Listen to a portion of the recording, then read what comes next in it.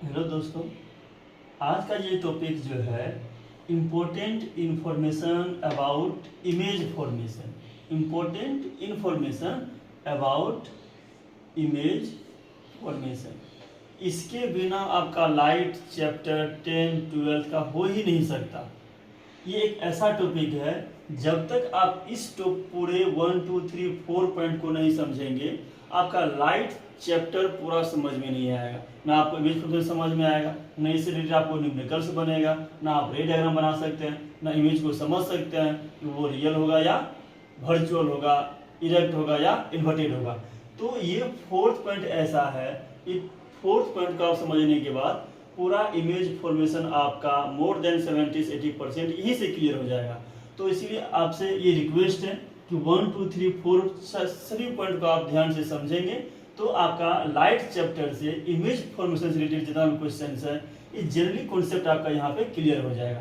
तो one by one हम point को डिस्कस करते हैं कि क्या है।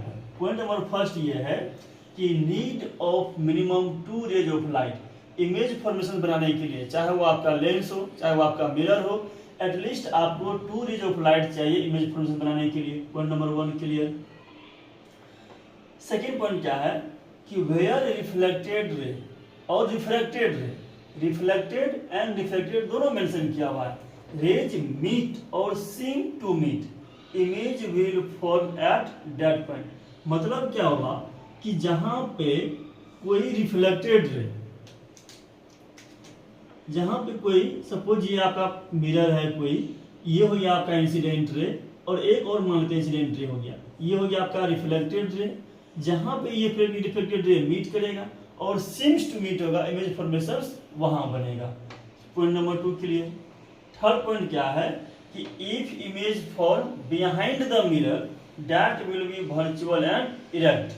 अगर कोई मिरर है, सपोज आपका एक ये मिरर है, इस मिरर जिस साइड से ये कलर किया जाता है इसको बोलते हैं बैक साइड और इसको बोलते हैं फ्रंट साइड। ये हो गया आपका फ्रंट साइड और ये हो गया आपका बैक साइड।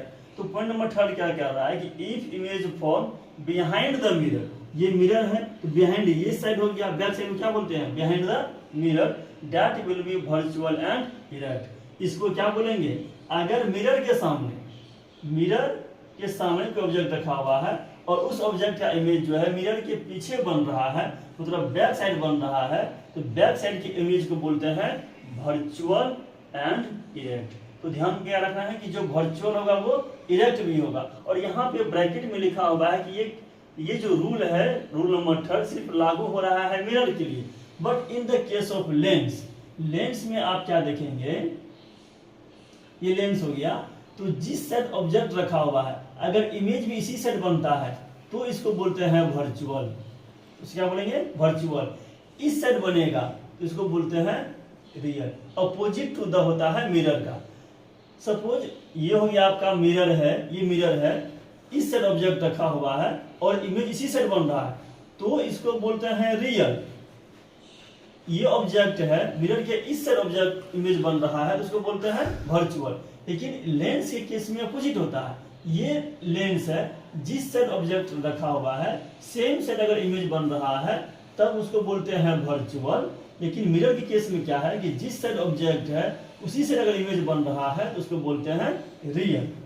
फोर्थ पॉइंट क्या है कि image form in front of the mirror that will be real and inverted. सब क्या बोले कि कोई मिरर है, मिरर के सामने एक ऑब्जेक्ट है, अगर इस ऑब्जेक्ट का इमेज मिरर के इसी साइड बन रहा है, same side of the object, तब वो कैसा होगा रियल होगा। मिरर के बैक साइड बनेगा तो वो वर्चुअल होगा। लेकिन फिर से in the case of lens, अगर लेंस में क्या होगा कि लेंस के इस साइड ऑब्जेक्ट है और इस साइड इमेज बन रहा है तब ये कैसा होगा वर्चुअल। और लेंस के इस साइड बनेगा, जिस साइड ऑब्जेक्ट है अपोजिट टू दो साइड बनेगा तो उसको बोलेंगे रियल एंड इन्वर्टेड।